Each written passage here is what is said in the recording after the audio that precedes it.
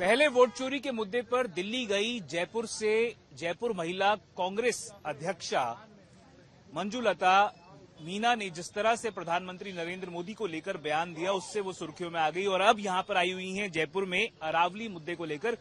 मंजू जी, क्या आपके हिसाब से अहम मुद्दा है जिसको लेकर आप महिला कांग्रेस शहर की जो अध्यक्षा है वो यहाँ पर आई? ये बहुत ही अहम मुद्दा है, आम जन के लिए बहुत अहम मुद्दा है। राजस्थान की 8 करोड़ की जनता का मुद्दा है। ये पर्टिकुलर मेरा मुद्दा नहीं है, लेकिन मैं एक आदिवासी महिला हूँ। जल, जंगल, जमीन और पहाड़ से हमारा नाता रहा है, हम आदिवासियों का नाता रहा है और मैं 8 करोड़ की जनता के साथ हूँ और अरावली पर्वत श्रृंखलाओं को से खिलवाड़ नहीं होने देंगे और इनके बचाव में हम निकले। आज आप निकली हैं, पर आपको लगता है क्या कांग्रेस जो है, आप जैसे नेता जो हैं, जो कार्यकर्ता हैं, वो मोमेंटम सस्टेन कर पाएंगे इस मुद्दे पर, इस बात पर? क्यों नहीं कर पाएंगे, करेंगे। कांग्रेस का हर कार्यकर्ता एक सिपाही की तरह खड़ा रहेगा और आम जनता की आवाज को उठाएगा।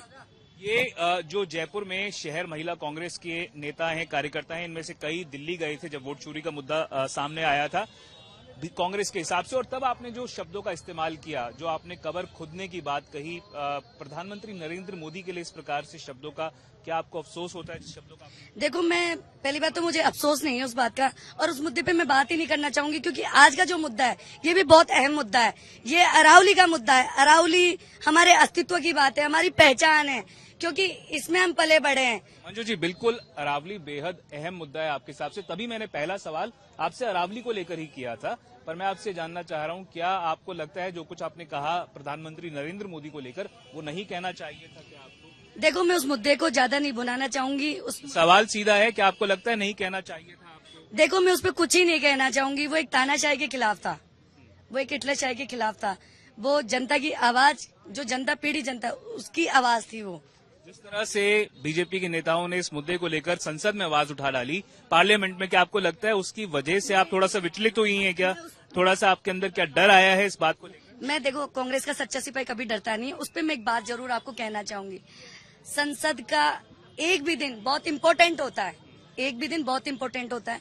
संसद चलती है आम जनता की बात को रखने के लिए। मतलब वेस्ट नहीं करना चाहिए संसद का टाइम, पर सवाल ये है कि क्या नेताओं को अपने शब्दों पर मैं वही कहना चाहूंगी, मर्यादित भाषा का मैं वही कहना चाहूंगी।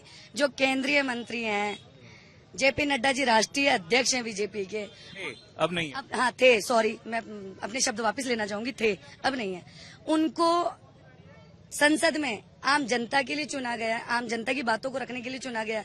उन्होंने दिल्ली के पोल्यूशन पे बात नहीं की, और एक दिन जनता का, जो 140 करोड़ की जो आबादी है, उसके टैक्स से संसद चलती है, उसकी बात आवाज ना उठाकर उन्होंने अपने पैरों पर कुल्हाड़ी मारी है बीजेपी ने। नहीं, विपक्ष का काम होता है संसद को स्थगित कराने का। विपक्ष उठाती है मुद्दे, लेकिन वो सरकार में रहकर संसद को स्थगित कर रहे हैं। यानी 140 करोड़ की गाड़ी कमाई से जो संसद चलती है उसको स्थगित कर रहे हैं। दिल्ली के पोल्यूशन पे बात करते ना, युवाओं पर बात करते ना, किसानों पर बात करते ना, महिलाओं पर बात करते, लेकिन उन्होंने संसद का एक दिन, जो बड़ी मुश्किलों से चलता है, बड़ी मुश्किलों से मुद्दे उठते हैं, उसको स्थगित किया। तो ये थी मंजुलता मीना, कांग्रेस की जयपुर की शहर महिला की अध्यक्षा, साफ तौर पर कहते हुए कि अफसोस नहीं है, और ये भी कहते हुए कि इस बारे में ज्यादा बात नहीं करना चाहती, और उनका कहना है कि इस मुद्दे पर संसद का समय वेस्ट नहीं किया जाना चाहिए था। ये तमाम जो आप देख सकते हैं कांग्रेस की जो महिला नेताएं हैं, ये यहाँ पर इकट्ठा हैं। आपके हिसाब से अहम मुद्दा क्या है जिसकी वजह से आप लोग यहाँ पर आए हैं? अरावली को लेकर किस बात को लेकर आपको हमारा जो अहम मुद्दा है अरावली को लेकर, क्या ऑब्जेक्शन आपका क्या है? हमारा ये जो पहचान है राजस्थान की, जो अरावली से ही बनती है, जो इसके पहाड़ है, जो दूर दूर से हमारे लोग देखने आते हैं, सिर्फ राजस्थान को इसी वजह से देखने आते हैं कि यहाँ के जो पहाड़ हैं, और इससे नुकसान भी बहुत होगा। आपको पता है, जो ये अभी डिसीजन लिया गया है अरावली को हटाने का, इससे नुकसान ये है कि हमारे जो अरावली को हटाने का फैसला नहीं लिया गया, जो 100 मीटर का वो तय किया गया है कि 100 मीटर से जो ऊपर का हिस्सा है उसको अरावली से, उन्हीं से हमें कितने फायदे हैं। जो 100 मीटर से ऊपर की जो पहाड़ियां, फायदे हैं आपके?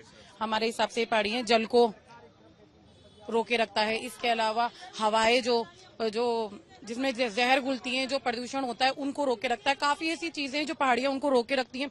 अब उनको सीधा सामना हमसे करना पड़ेगा, जो यहाँ की युवा हैं, जो यहाँ के लोग हैं। मतलब हमें जहर गुम मिलेगा अब हमारी हवाओं के अंदर, अगर ये अरावली। आप क्या चाहती हैं आपके हिसाब से? क्या कोई कमेटी बननी चाहिए, क्या होना चाहिए?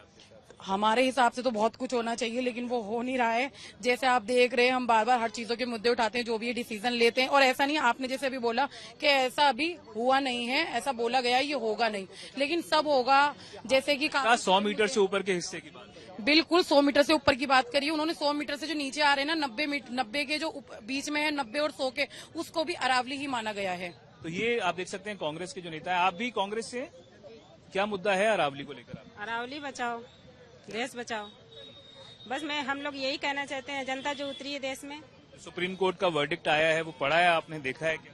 जी देखा है मैंने। क्या है वो वर्डिक्ट? मुझे बचाना है, अरावली अपनी बचाना है, ये रेगिस्तान बचने से बचाना है। पूछ रहा हूँ सुप्रीम कोर्ट का वर्डिक्ट क्या है, फैसला क्या है, क्या रूलिंग है उस मामले में? हम तो बस यही कहना चाहेंगे, हम उतरेंगे रोड पे, हम महिलाएं उतरेंगे और काम करेंगे, अपनी अरावली बचाएंगे, रेगिस्तान बनने से बचाएंगे उसको। आपका क्या नाम है? मेरा नाम खुशबू कुमारी है। खुशबू जी, आप बताएं अरावली को लेकर क्या मुद्दा है जिसको आप लोग यहाँ? सर, अरावली का मेन मुद्दा यही है कि उसे हमें सेव करना चाहिए।